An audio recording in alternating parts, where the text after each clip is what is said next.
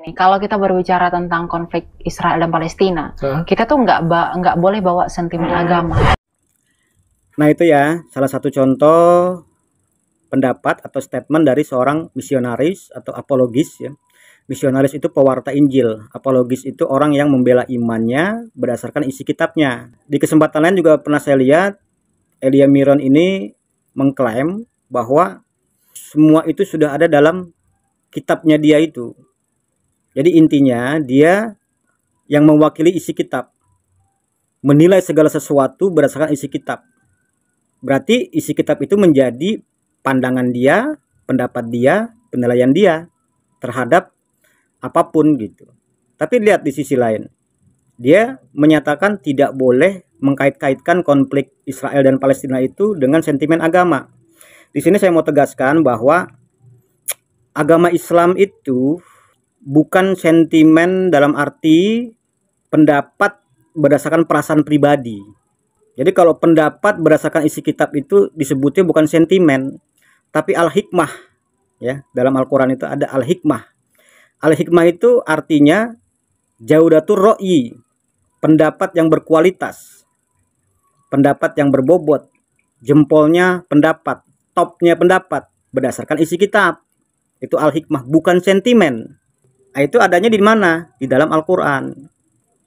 Bahasanya bisa apa saja. Nggak harus bahasa Arab, nggak harus bahasa Al-Quran. Yang jelas pendapatnya itu berdasarkan isi kitab. Itu al-hikmah. Itu satu ya. Kedua, agama itu terjemah dari ad-din.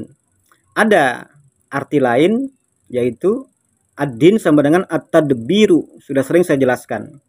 Artinya pengaturan atau regulation. Dalam bahasa Indonesia itu regulasi ya. Pengaturan atau penataan. Allah itu mengatur seluruh alam semesta. Yudabbirul amro minas sama'i ilar ardi. Dia Allah mengatur urusan dari semesta angkasa, langit sampai ke bumi. Semua tuh Allah yang mengurus. Kata bendanya ad-din at-tadbiru. Jadi din itu regulasi.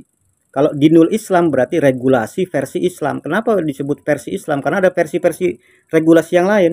Kita bisa melihat dari ayat misalnya huwallazi arsala rasulahu bil huda wa dinil haqq liyudhhirahu 'alad dini kullihi. Dia Allah mengutus rasul dengan pedoman. Di situ disebut langsung fungsi Al-Qur'annya sebagai pedoman. Wa dinil haqqi, wa-nya itu litafsir untuk menafsirkan kalimat selanjutnya menjadi dinil haqqi itu ada di dalam pedoman. Pedoman yang bernama Al-Quran tadi isinya adalah dinul haq. Dan itu sebagai konsep. Kenapa sebagai konsep? Karena berisi gambaran-gambaran koleksi laku perbuatan, pandangan, penilaian, pendapat, dan sikap hidup manusia dari mulai Nabi Adam sampai nanti dunia ini habis, selesai, itu ada semua di dalam Al-Quran. Nah, kita yang membaca Al-Quran, kita akan mendapatkan pandangan tentang seluruhnya. Bukan sekedar konflik Palestina dan Israel, tapi seluruhnya. Lil alamin. Karena Elia Miron tidak membaca Al-Quran, tidak mengerti isi Al-Quran, tidak akan pernah Al-Quran itu menjadi pandangan dan penilaian dia. Nah, itulah fungsi dari Allah mengutus Rasul dengan membawa pedoman tadi, isinya itu dinul haq. Di ayat lain kan sudah dijelaskan, wa ma arsalnaka illa rahmatan lil alamin. Jadi menjadi rahmat untuk seluruh alam semesta. Itu fungsi Rasul diutus oleh Allah Subhanahu wa taala. Dan perkara din tadi, dinul haq yaitu dinul Islam, dalam Al-Qur'an itu dijelaskan, waraditu lakumul islama dina. Jadi cuman dinul Islam yang diridhoi oleh Allah Subhanahu wa taala. Itu keyakinan kami. Oke. Kalau memang mau di tataran debat konsep-konsep seperti itu, ya nggak masalah, tetapi jangan lagi-lagi mendegradasi isi kitab orang dengan mengklaim isi kitabnya sendiri, punya penilaian berdasarkan isi kitabnya sendiri. Memangnya orang Islam tidak punya pandangan penilaian berdasarkan isi kitabnya? Kok dipisah-pisahin? antara agama dan konflik Palestina dan Israel. Jadi lagi-lagi saya tegaskan, agama itu bukan sentimen, dalam arti pendapat berdasarkan perasaan pribadi. Tetapi agama itu dalam arti din, regulasi Islam, yang adanya cuma ada di Al-Quran, yang berfungsi sebagai pedoman, menjadi konsep dasar, yang nantinya akan menjelma menjadi bunyal Islam ala khamsin, yaitu syahadat, sholat, saum, zakat, haji. Jadi tidak mungkin pendapat, pandangan, penilaian isi Al-Quran dari mulai zaman Nabi Adam sampai nanti dunia ini ditutup, tidak ada permasalahan-permasalahan yang isu-isu yang terjadi. Semua tercatat di dalam kitab yang bernama Al-Quran.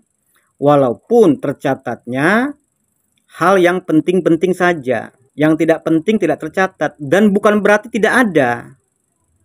Sesuatu yang tidak tercatat, yang tidak penting-penting, bukan berarti tidak ada esensinya. Contoh misalnya, catatan sejarah, ya, Indonesia, misalnya sejarah biografi pemimpin Indonesia. Yang dicatat dalam sejarah itu yang penting-penting saja.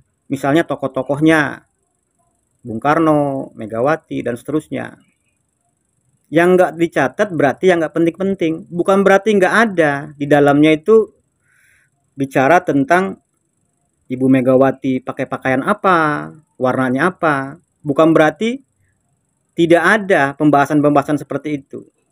Tapi tidak penting. Nah, begitulah Al-Quran sebagai catatan sejarah. Jadi jangan mendegradasi dengan istilah tidak boleh mengkait-kaitkan antara konflik Israel dan Palestina dengan sentimen agama. Lagi-lagi, agama itu bukan sentimen, tetapi ad-din, dalam arti regulasi, pengaturan-pengaturan untuk hidup manusia.